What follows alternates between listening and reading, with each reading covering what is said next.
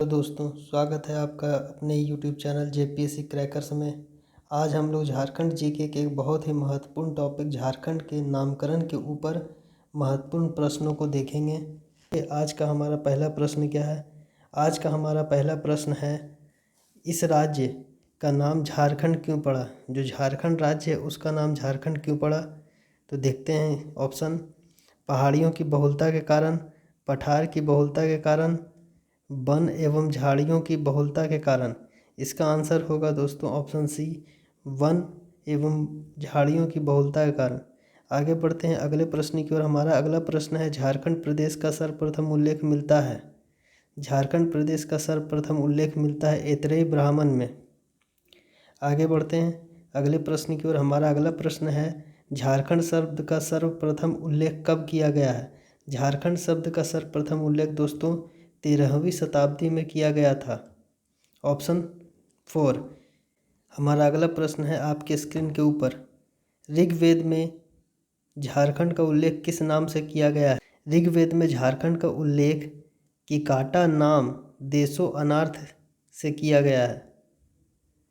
चलिए आगे बढ़ते हैं अगले प्रश्न पर। हमारा अगला प्रश्न है, निम्न में से किस वेद में झारखंड को व्रात्य नाम से संबोधित किया गया है? ऑप्शन है हमारा ऋग्वेद, सामवेद, अथर्ववेद या यजुर्वेद। तो हम लोग जान लेते हैं दोस्तों कि झारखंड को व्रात्य नाम से अथर्ववेद में संबोधित किया गया है। आगे बढ़ते हैं अगला प्रश्न है हमारा, वैदिक साहित्यों में झारखंड की जनजातियों के लिए निम्न में से किस शब्द का प्रयोग किया गया है? वैदिक साहित्य में झारखंड की जनजातियों के लिए असुर शब्द का प्रयोग किया गया है। वैदिक साहित्य में झारखंड की जनजातियों के लिए असुर शब्द का प्रयोग किया गया है। आगे बढ़ते हैं अगले प्रश्न की ओर। हमारा अगला प्रश्न है, निम्न में से किस वेद में असुरों को लिंग पूजक या शीशनों का देव कहा गया है? तो हम लोग जान लेते हैं ये कहा गया है ऋग्वेद में, ऑप्शन ए। आगे बढ़ते हैं अगले प्रश्न की ओर। तुजुक ए जहांगीरी में झारखंड के लिए किस नाम का प्रयोग किया गया है? तो तुजुक ए जहांगीरी में झारखंड को खोखरा नाम से पुकारा गया है। किस नाम से पुकारा गया है? खोखरा नाम से। ऑप्शन 1। आगे बढ़ते अगले प्रश्न की ओर। हमारा अगला प्रश्न है, कौटिल्य के अर्थशास्त्र में झारखंड प्रदेश को संबोधित किया गया है, किस नाम से किया गया है? कौटिल्य के अर्थशास्त्र में झारखंड शब्द को कुक्कुट नाम से संबोधित किया गया। ऑप्शन 4। आगे बढ़ते हैं अगले प्रश्न की ओर। हमारा अगला प्रश्न है, किस ग्रंथ में झारखंड का उल्लेख पुंड्र नाम से किया गया है? तो हम लोग जानते हैं कि ऐतरेय ब्राह्मण में झारखंड का उल्लेख पुंड्र नाम से किया गया है। आगे बढ़ते अगले प्रश्न की ओर। हमारा अगला प्रश्न है, निम्न में से किस ग्रंथ में झारखंड को किसी दूसरे नाम से संबोधित किया गया है? निम्न में से किस ग्रंथ में झारखंड को किसी दूसरे नाम से संबोधित किया गया है? तो हम लोग जान लें कि कौटिल्य का अर्थशास्त्र में झारखंड को किसी दूसरे नाम से संबोधित किया गया है। कौटिल्य के अर्थशास्त्र में झारखंड को किसी दूसरे नाम से संबोधित किया गया है। चलिए आगे बढ़ते अगले प्रश्न की ओर। हमारा अगला प्रश्न है, टॉलमी ने झारखंड को किस नाम से संबोधित किया है? टॉलमी ने झारखंड को मुंडल नाम से संबोधित किया। Option D. आगे बढ़ते अगले प्रश्न की ओर। हमारा अगला प्रश्न है, वायु पुराण नामक ग्रंथ में झारखंड को किस नाम से संबोधित किया गया है? वायु पुराण नामक ग्रंथ में झारखंड को मूरंड नाम से संबोधित किया गया है। आगे बढ़ते अगले प्रश्न की ओर। विष्णु पुराण नामक ग्रंथ में झारखंड को किस नाम से संबोधित किया गया है? विष्णु पुराण नामक ग्रंथ में झारखंड को मुंड नाम से संबोधित किया गया। ऑप्शन 3। आगे बढ़ते अगले प्रश्न की ओर। हमारा अगला प्रश्न है, फाहियान द्वारा झारखंड का उल्लेख किस नाम से किया गया है? फाहियान द्वारा झारखंड का उल्लेख कुक्कट लाड नाम से किया गया। Option A. ऑप्शन 1। आगे बढ़ते अगले प्रश्न की ओर। भागवत पुराण में झारखंड को किस नाम से संबोधित किया गया है? भागवत पुराण में झारखंड को किक्कट प्रदेश के नाम से संबोधित किया गया है। आगे बढ़ते अगले प्रश्न की ओर। हमारा अगला प्रश्न है, छोटा नागपुर नाम से झारखंड को निम्न में से किसके द्वारा संबोधित किया गया है? इसका आंसर होगा दोस्तों ईस्ट इंडिया कंपनी के द्वारा। आगे बढ़ते अगले प्रश्न की ओर। हमारा अगला प्रश्न है, इतिहासकार बुकानन ने किस स्थान से लेकर वीरभूम तक के संपूर्ण पठारी क्षेत्र को झारखंड के रूप में वर्णित किया है? इतिहासकार बुकानन ने किस स्थान से लेकर वीरभूम तक के संपूर्ण पठारी क्षेत्र को झारखंड के रूप में वर्णित किया है? तो बनारस से। कहाँ से? बनारस से, ऑप्शन 2। आगे बढ़ते हैं अगले प्रश्न की ओर। हमारा अगला प्रश्न है, 1833 में स्थापित दक्षिण पश्चिमी फ्रंटियर एजेंसी का मुख्यालय कहाँ था, जिसे बाद में रांची के नाम से जाना गया? तो वो था दोस्तों किशुनपुर में, ऑप्शन 3। आगे बढ़ते हैं अगले प्रश्न की ओर। हमारा अगला प्रश्न है, झारखंड शब्द का प्रथम पुरातात्विक प्रमाण कहाँ से प्राप्त हुआ है? झारखंड शब्द का प्रथम पुरातात्विक प्रमाण 13वीं सदी के ताम्रपत्र से प्राप्त हुआ है। झारखंड शब्द का प्रथम पुरातात्विक प्रमाण 13वीं शताब्दी के ताम्रपत्र से प्राप्त हुआ है।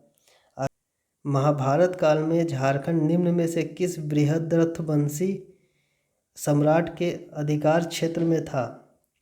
तो वो था जरासंध, ऑप्शन 4। आगे बढ़ते अगले प्रश्न की ओर। हमारा अगला प्रश्न है, महाभारत के दिग्विजय पर्व में झारखंड की चर्चा किस नाम से की गई है? महाभारत के दिग्विजय पर्व में झारखंड की चर्चा पुंडरिक नाम से की गई है। महाभारत के दिग्विजय पर्व में झारखंड की चर्चा पुंडरिक नाम से की गई है, ऑप्शन डी। आगे बढ़ते हैं हमारे अगले प्रश्न की ओर। हमारा अगला प्रश्न है,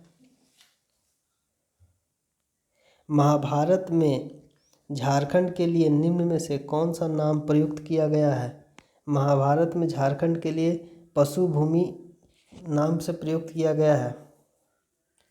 आगे बढ़ते हैं अगले प्रश्न की ओर। हमारा अगला प्रश्न है, अशोक के 13वें शिलालेख में झारखंड को किस नाम से संबोधित किया गया है? अशोक के 13वें शिलालेख में झारखंड को अटावी नाम से संबोधित किया गया, ऑप्शन 2। आगे बढ़ते हैं, समुद्रगुप्त के प्रयाग प्रशस्ति में झारखंड को किस नाम से संबोधित किया गया है? समुद्रगुप्त के प्रयाग प्रशस्ति में झारखंड को मूरंड नाम से संबोधित किया गया है। आगे बढ़ते अगले प्रश्न की ओर। हमारा अगला प्रश्न है, आपकी स्क्रीन के ऊपर, तारीख ए फिरोज शाही में झारखंड को किस नाम से संबोधित किया गया है? तारीख ए फिरोज शाही में झारखंड को झारखंड नाम से संबोधित किया गया है। आगे बढ़ते अगले प्रश्न की ओर। तारीख ए बंगला में झारखंड को किस नाम से संबोधित किया गया है? तारीख ए बंगला में भी झारखंड को झारखंड नाम से ही संबोधित किया गया है, ऑप्शन 2। आगे बढ़ते अगले प्रश्न की ओर। सियार उल मुतखरीन में झारखंड को किस नाम से संबोधित किया गया है? तो इसमें भी दोस्तों झारखंड को झारखंड नाम से ही संबोधित किया गया, ऑप्शन 1। आगे बढ़ते हैं, हेनसांग ने झारखंड के लिए निम्न में से किस शब्द का प्रयोग किया है? हेनसांग ने झारखंड के लिए की लो ना सू का ला ना शब्द से प्रयोग किया है। आगे बढ़ते अगले, निम्न में से भक्ति काल के किस कवि ने अपने दोहे में झारखंड का उल्लेख किया है? वो है दोस्तों कबीरदास। कबीरदास जी ने अपने दोहे में झारखंड का उल्लेख किया है। आगे बढ़ते अगले प्रश्न की ओर। मुगल शासन के दौरान झारखंड को किस नाम से जाना जाता था? मुगल शासन के दौरान झारखंड को खोखरा और कुकरा दोनों नाम से जाना जाता था, यानी कि ऑप्शन 3 उपरोक्त दोनों। आगे बढ़ते हैं अगले प्रश्न की ओर। आईने अकबरी में झारखंड के लिए कौन सा नाम प्रयुक्त किया गया है? आईने अकबरी में झारखंड के लिए 2 नामों को प्रयुक्त किया गया है। एक है कोकरा और दूसरा है खंकरा। इन दोनों नामों का प्रयोग किया गया है, यानी कि ऑप्शन 3 इसका सही आंसर होगा। आगे बढ़ते हैं अगले प्रश्न की ओर। निम्न में से कौन सा क्षेत्र प्राचीन काल में नरीखंड तथा बाद में कांकजोल के नाम से जाना गया? तो वो है दोस्तों संथाल परगना, ऑप्शन सी संथाल परगना। आगे बढ़ते अगले प्रश्न की ओर। निम्न में से किस राजा के ताम्रपत्र में पहली बार झारखंड का उल्लेख किया गया है? तो किस राजा के ताम्रपत्र में पहली बार झारखंड का उल्लेख किया गया था? तो वो राजा थे नरसिंह देव द्वितीय। कौन थे? नरसिंह देव द्वितीय। आगे बढ़ते अगले प्रश्न की ओर। झारखंड को कर्क खंड के नाम से क्यों जाना जाता है? तो झारखंड को कर्क खंड के नाम से जाना जाता है क्योंकि जनजातियों की अधिकता यहाँ क्योंकि जनजातियों की अधिकता यहाँ है। अर्थात ऑप्शन 2 होगा इसका आंसर। जनजातियों की अधिकता के कारण झारखंड को कर्क खंड के नाम से जाना जाता है। आगे बढ़ते अगले प्रश्न की ओर। हमारा अगला प्रश्न है, कर्क सुवर्ण नाम से झारखंड के किस क्षेत्र को संबोधित किया गया है? क्या कर्क सुवर्ण नाम से झारखंड के किस क्षेत्र को संबोधित किया गया है? तो वो क्षेत्र है दोस्तों छोटा नागपुर, ऑप्शन 1। आगे बढ़ते हैं अगले प्रश्न की ओर। पूर्व मध्यकालीन संस्कृत साहित्य में झारखंड को किस नाम से संबोधित किया गया है? पूर्व मध्यकालीन संस्कृत साहित्य में झारखंड को कलिंद देश के नाम से संबोधित किया गया है।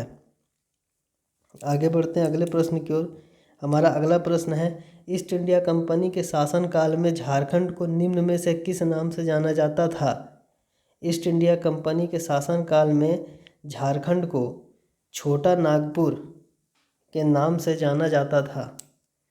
किस नाम से जाना जाता था? छोटा नागपुर नाम से जाना जाता था। आगे बढ़ते अगले प्रश्न की ओर। हमारा अगला प्रश्न है, वैदिक साहित्य में छोटा नागपुर क्षेत्र के लिए किस नाम का प्रयोग किया गया है? वैदिक साहित्य में छोटा नागपुर क्षेत्र के लिए किक्कट नाम का प्रयोग किया गया है।